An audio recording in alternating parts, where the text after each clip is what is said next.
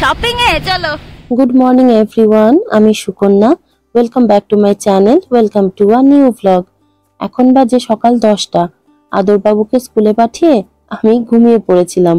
এই উঠলাম, আকাশটা মেঘলা মেঘলা, বেশ সুন্দর দিনটা। বেশ কিছুদিন ধরে আমি ভিডিও আপলোড করতে পারছি না, তো আমাকে অনেকেই বলছো যে ভিডিও আসছে না কেন, ব্লগ আসছে না কেন। অ্যাকচুয়ালি আমি বাড়িতে ছিলাম না, আমি গিয়েছিলাম গাজলে। গাজলে 1 সপ্তাহ মতো ছিলাম। তারপরে বাড়িতে ফিরে এসে আমরা ভীষণ অসুস্থ হয়ে পড়েছিলাম। আমার গলার আওয়াজ শুনে নিশ্চয়ই আপনারা বুঝতেই পারছেন। ফিরে এসে আমার জ্বর, প্রচন্ড গলা ব্যথা, আমি কথা বলতে পারিনি ঠিক করে কিছুদিন। তার সাথে মোহরের ভীষণ জ্বর, আদরের জ্বর, এই নিয়ে আমি আর ভিডিও রেডি করে উঠতে পারিনি। যাই হোক, এখন আমি কিছুটা সুস্থ, তো সেই জন্য আবার ভিডিওগুলো রেডি করছি, এক এক করে আপলোড করব এবং গাজলেরও ভ্লগ আসবে। খুব বেশি ভ্লগ করতে পারিনি, যেহেতু সবার সাথে সময় কাটাচ্ছিলাম। যতটা পেরেছি করেছি, আমি নিশ্চয়ই সেই ভিডিওগুলো আপলোড করব। এই ভ্লগটা গাজল যাওয়ার আগেই সব রেকর্ড করাই ছিল, আমি ফিরে এসে এডিট করে আপলোড করছি। আজ বৃহস্পতিবার। গতকাল আমাকে অভিষেক হঠাৎ ফোন করে বলল যে আদরের স্কুল থেকে ফোন এসেছে, আমাকে নাকি ফোনে পাচ্ছে না, তাই ওকে ফোন করে বলেছে আমি যেন একবার ওর ক্লাস টিচারকে কল করি। এবার ছেলের স্কুল থেকে ফোন এসছে কল করে কথা বলার জন্য, বুকটা তো একটু দুক দুক করবেই, তাই না?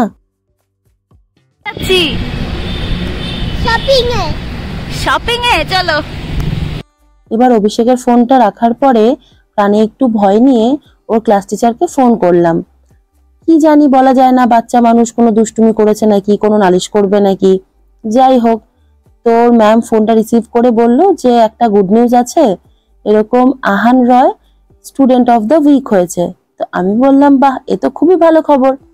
এবার ও যেহেতু স্টুডেন্ট অফ দ্য উইক হয়েছে, সেই জন্য ওর স্কুল টাইমে, মানে ওর যেহেতু সকালবেলা স্কুল, তো আমাদেরকে ওর স্কুল টাইমে বাবা মাকে যেতে হবে, আর সাথে ওর ক্লাসমেটদের জন্য কিছু গিফট নিয়ে যেতে হবে। কি কি নিয়ে যেতে হবে সেগুলোর লিস্ট আমাকে ম্যাম পাঠিয়ে দিয়েছেন হোয়াটসঅ্যাপে। বললো তুমি ওগুলো দেখে ওইভাবে রেডি করে নিয়ে এসো। আমি বললাম ঠিক আছে। এবার আমি আর আদরবাবু এসেছি সেই গিফটেরই শপিং করতে, আর সাথে কিছু টুকটাক বাড়ির জন্য কেনাকাটা করব। আর যেহেতু গাজল যাব, সেই জন্য মোহরের কিছু জিনিস আগে থেকে প্রিপেয়ার করে নিয়ে যাব। আদরেরও কিছু নেব, জাস্ট রাস্তাঘাটের জন্য, আর ওখানে গিয়ে যদি কিছু প্রয়োজন পড়ে দেখে নি। আগে যেটা মেন কিনতে এসেছি সেগুলো দেখে নি, তারপরে যদি পাই তো নেব। এবার এই রিলায়েন্স স্মার্ট বাজারটা আমাদের বাড়ির একদম পায়ে হাঁটা পথে। যেহেতু আদরকে নিয়ে এসেছি আর ও টোটোতে চড়তে খুব ভালোবাসে, সেই জন্য টোটোতে এসেছি। না হলে চাইলে হেঁটেই আসা যায়, হেঁটে মোটামুটি 10 থেকে 15 মিনিট মতন সময় লাগে। ম্যাম বাচ্চাদের গিফটের লিস্ট পাঠিয়েছে, সেটাতে রয়েছে একটা করে পেন্সিল, ইরেজার, শার্পনার আর চকলেট। আর লেখা ছিল যে যদি চান তো ম্যামের জন্য গিফট নেওয়া যেতে পারে, আর যে মাসিরা রয়েছে স্কুলে বাচ্চাদের টেক কেয়ার করার জন্য, তাদের জন্য মিষ্টি। তো সেই জন্য আমি এখানেই এলাম, ম্যামের জন্য যদি কোনো গিফট সাজেশন কিছু পাই তাহলে নিয়ে নেব, আর বাচ্চাদের জিনিসগুলো এখান থেকে নিয়ে নেব। ভাবছি ডমসের একটা সেট পাওয়া যায়, আলাদা আলাদা করে জিনিসগুলো না কিনে একটা প্যাকেটের মধ্যে স্কেল, পেন্সিল, শার্পনার, ইরেজার দিয়ে সুন্দর একটা সেট রেডি করা থাকে, সেটা পেলে নিয়ে নেব। এছাড়াও দেখুন, এখানে বাচ্চাদের প্রচুর খেলনা পাওয়া যায় এবং খুব ভালো ভালো অফার চলে, যেটা সব থেকে ভালো। কিন্তু এখন আমি কোনো খেলনাই নেব না, আহান বাবু তো গাড়ি দেখে ফেলেছে, মা গাড়ি চাই গাড়ি চাই শুরু করেছে। আমি বলেছি না, এখন গাড়ি হবে না, ওই জন্য তাকে তার গাড়িতে বসিয়ে ফেলেছি। এই যে শপিং এ আসলে এটা একটা সুবিধে যে ট্রলিগুলোতে বাচ্চাগুলো বসতে পারে, ওই ওদেরও পা ব্যথা হয় না ঘুরতে ঘুরতে, আর মাদেরও একটু বিরক্ত কম করে। সাথে আহান বাবুর একটা ব্যাগও কেনার ছিল, স্কুল ব্যাগটা এখন একটু ছোট হয়েছে, উনি উঁচু ক্লাসে উঠেছেন। তো এখানে ভেবেছিলাম ব্যাগ যদি ভালো পাই নিয়ে নেব, কিন্তু সেরকম পছন্দ হলো না এবং দামটা অনেক বেশি লাগলো প্রোডাক্টের তুলনায়। আর কিছু চকলেটসও দেখছিলাম। মোটামুটি ফার্স্টে ঘুরে ঘুরে দেখছিলাম কি আছে না আছে। দেখতে দেখতে এই ওয়াইন শপটা চোখে পড়লো। আগে যখন আসতাম তখন এটা ছিল না, এটা এখন নতুন হয়েছে। কি বড়, কি সুন্দর করেছে কালেকশন, দেখুন। ওয়াইন লাভারদের জন্য কিন্তু দারুণ ডেস্টিনেশন জায়গা। চকলেট খুঁজতে খুঁজতে এসে পড়েছি টিফিন কেকের কাউন্টারে। এসে মনে হলো যে চকলেট দেব, তার থেকে ভালো কেক দিই। সব বাচ্চারাই তো মোটামুটি কেক খেতে ভালোবাসে, আর স্কুলে যখন ম্যাম দেবে টিফিন খেতে অনেকের দেখি মাঝে মাঝে যে ঘুরে আসে টিফিন, কেক পেলে কিন্তু মোটামুটি বাচ্চারা ফেরত পাঠায় না। যাই হোক, হাফ পেট হলেও তো ভরবে। এবার আদরবাবু গুনে গুনে কেক কালেক্ট করতে শুরু করেছে। ও ছাড়া আরো 32 জন বাচ্চা, তাই 32 পিস কেক। তো আমি ভাবলাম 32 পিস নেবো না, আর একটু বেশি করেই নিয়ে নি। তো যাই হোক, উনি বাবু আমাকে তো হেল্প করতে সবসময় এগিয়ে থাকে, তাই হেল্প করেছে। এবং সাথে আরো টুকটাক জিনিস নিয়েছি, আরো কিছু নেওয়ার আছে সেগুলোও দেখছি। আমি বাড়ির জন্য কি নেব খুঁজছি, আর আদরবাবু হঠাৎ করে বলে আমি আর ট্রলিতে বসবো না, যেহেতু জিনিস ভরতে ভরতে ওনার বসার জায়গা কমে এসছে, তাই বলে এবার আমি ট্রলি ঠেলবো। আর আমাকে সব থেকে বলল যে এরকম ম্যাম ভিডিও করা যাবে না, সেই জন্য আমি আর বাকি ভিডিও করতে পারিনি। এবার মোটামুটি শপিং শেষ, কিছু জামা কাপড় কিনেছি, আর বাড়ির যা জিনিসপত্র ছিল সেগুলো টুকটাক কেনা হয়েছে। কিন্তু যেটা কিনতে আসল এসেছিলাম আমি, ডমসের সেই সেটটা পাইনি। শুধুমাত্র পেন্সিল পেয়েছি, এমনকি ইরেজার আর শার্পনারও পাইনি। তাই এখানে আর দেরি না করে আমরা চটপট বেরিয়ে পড়লাম। এখনো বিকেল বেলা, সন্ধে হয়নি, তাহলে একটু মধ্যমগ্রাম বাজারে যাব। ওখানে আমার এমনিও কিছু কেনাকাটা করার ছিল, ওখানে গিয়ে তাহলে বাকি জিনিসগুলো দেখে নেব যদি পাই। এবার আরো কাজও বাড়লো, তখন পাউচটা পেলে আমার সুবিধে হতো। এখন সিঙ্গেল সিঙ্গেল সব প্রোডাক্ট নিয়ে আবার সব প্যাক করতে হবে। ব্যাগপত্র নিয়ে উঠে পড়েছি আদরবাবুর ফেভারিট গাড়ি, টোটোতে। কি যে মজা পায় টোটোতে, যে কোনো বাচ্চাই দেখেছি টোটোতে উঠতে খুব মজা পায়। চারিদিক খোলা বলে নাকি কে জানে।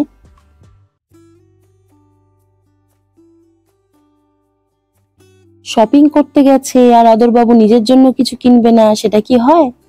তবে হ্যাঁ, বাধ্য ছেলের মতন একটা জিনিস কিনে দিয়েছি ওর পছন্দ মতো। ও কিন্তু সেটা নিয়েছিল, একবার দুবার অন্য গাড়ি দেখিয়ে বলেছে, তারপরে যখন বুঝিয়ে বললাম আর বায়না করেনি। আর আরেকটা জিনিস আমি নিজেই কিনে দিয়েছি। এই দেখুন, এই গাড়িগুলো কি সুন্দর না, ছোট্ট ছোট্ট cute cute plane, bike, submarine, জাহাজ, গাড়ি সব রয়েছে।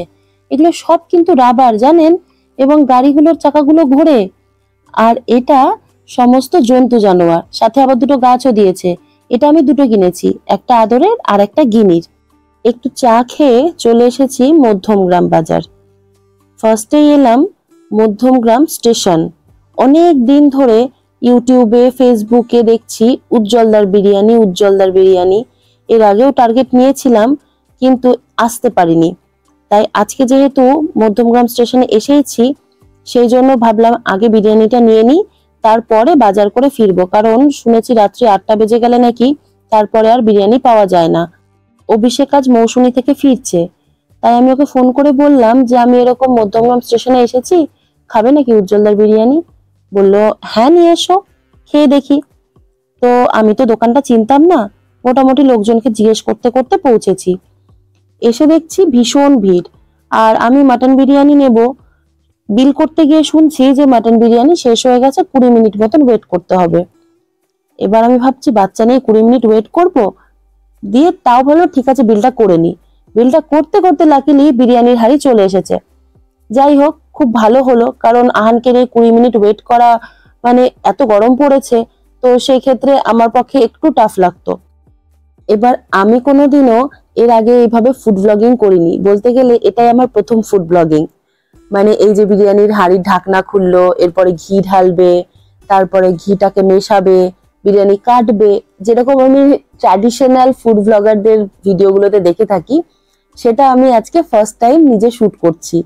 দোকানের যে স্টাফরা রয়েছে তারা ভীষণ ভালো কোঅপারেটিভ, সঙ্গে সঙ্গে আমাকে শুট করতে দেখে বলল যে দিদিকে একটু জায়গা করে দে, দিদি শুট করছে।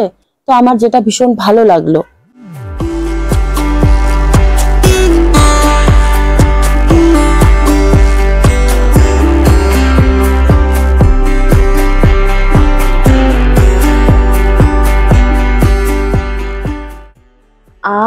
এই গরম গরম ধোঁয়া ওঠা বিরিয়ানি রেস্টুরেন্টে বসে খাওয়ার মজাই আলাদা। বাড়িতে নিয়ে আসলে স্বাদটা একটু কমে যায় ঠিকই, কিন্তু যতই বলেন বিরিয়ানি রেস্টুরেন্টে বসে খাওয়া আর বাড়িতে বসে খাওয়ার মধ্যে কিছুটা হলেও পার্থক্য আছে। এই যে এই গরম হাঁড়িটার মধ্যে হাত ঢুকিয়ে প্রত্যেকটা লেয়ার থেকে আলু, মাংস, মশলা রাইসকে আলাদা আলাদা করে তুলে রাখা এবং সুন্দরভাবে কেটে কেটে সব মিশিয়ে পরিমাণ মতন সার্ভ করা, এটা কিন্তু একটা আর্ট। সবাই কিন্তু বিরিয়ানি সুন্দরভাবে সার্ভ করতে পারে না। আমরা যে বাড়িতে বিরিয়ানি বানাই, সেটা কিন্তু সার্ভ করতে গেলে ভাতটা ভেঙে যায়।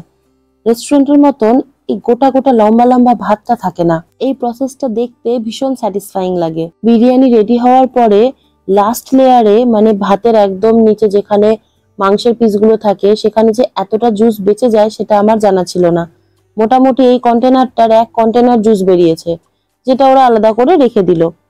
তারপর বিরিয়ানি কেটে কেটে যারা বসে খাচ্ছে তাদেরকে সার্ভ করতে শুরু করলো এবং যারা পার্সেল নিচ্ছে তাদেরও কন্টেনারে রেডি করতে শুরু করলো।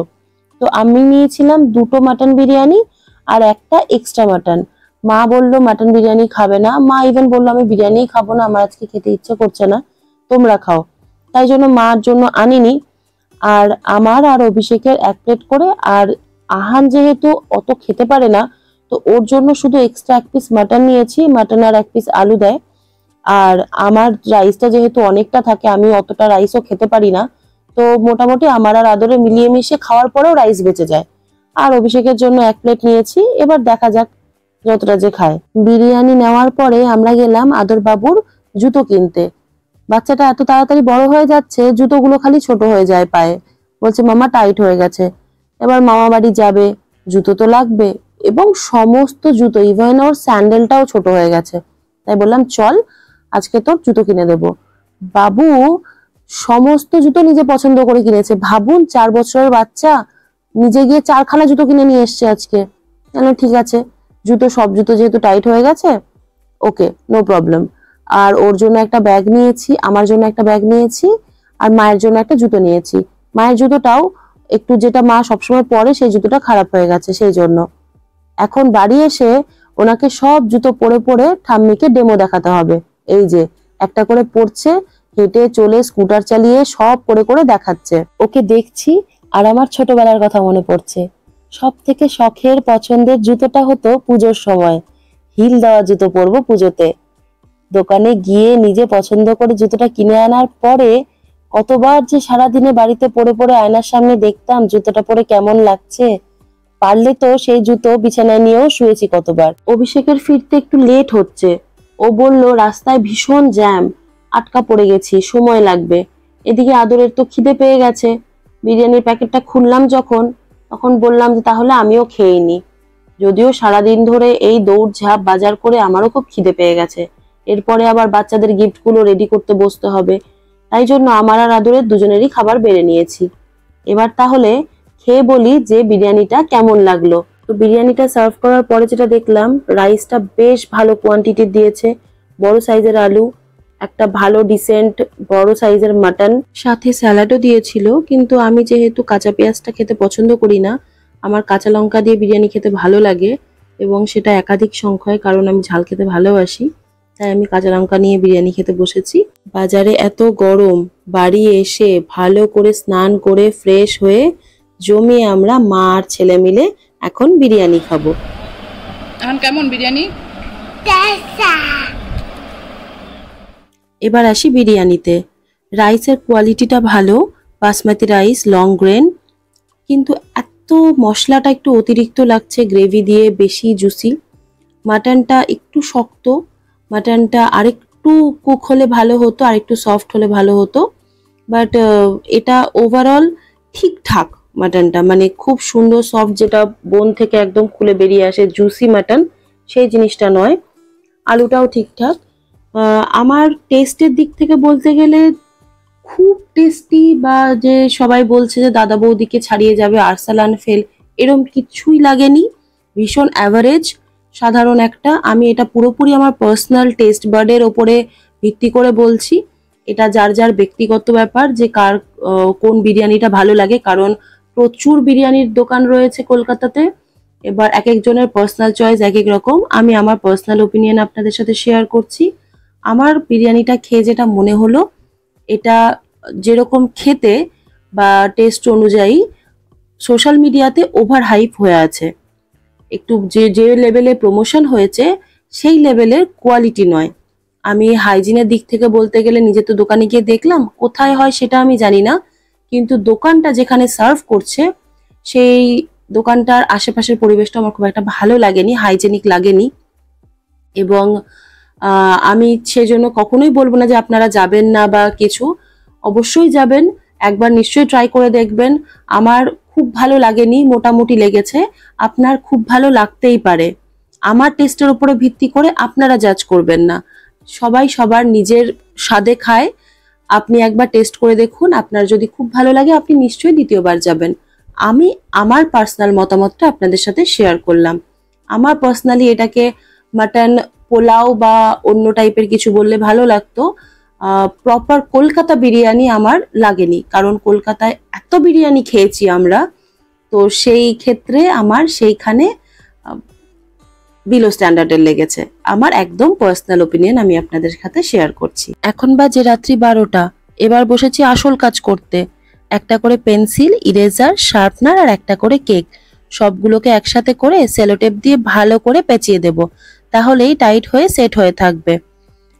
বসেছি এখন 32টা কমপ্লিট করে, তারপরে উঠব। কটা রাতে যে শেষ হবে। ম্যামের গিফটটাও এখনো সিলেক্ট করা হয়নি, কি দেব। কয়েকটা অপশন রয়েছে, এখন দেখা যাক কি দেওয়া যায়। তাহলে আজকের ব্লগটা এখানেই শেষ করছি। সবাই খুব ভালো থাকবেন, সুস্থ থাকবেন, শত ব্যস্ততার মাঝেও নিজের একটু হলেও যত্ন নেবেন। চ্যানেলটি নতুন, মেয়েবেলাকে সাবস্ক্রাইব করে পাশে থাকবেন। আর যারা ফেসবুক থেকে দেখছেন তারা অবশ্যই মেয়েবেলার পেজটিকে ফলো করবেন। ভিডিও ডেসক্রিপশন বক্সে ফেসবুক এবং ইনস্টাগ্রামের লিংক শেয়ার করা আছে, আপনারা সেখান থেকে আমার প্রোফাইলে গিয়ে চেক করতে পারেন। দেখা হবে খুব তাড়াতাড়ি আবার নতুন একটি ভ্লগে। ধন্যবাদ।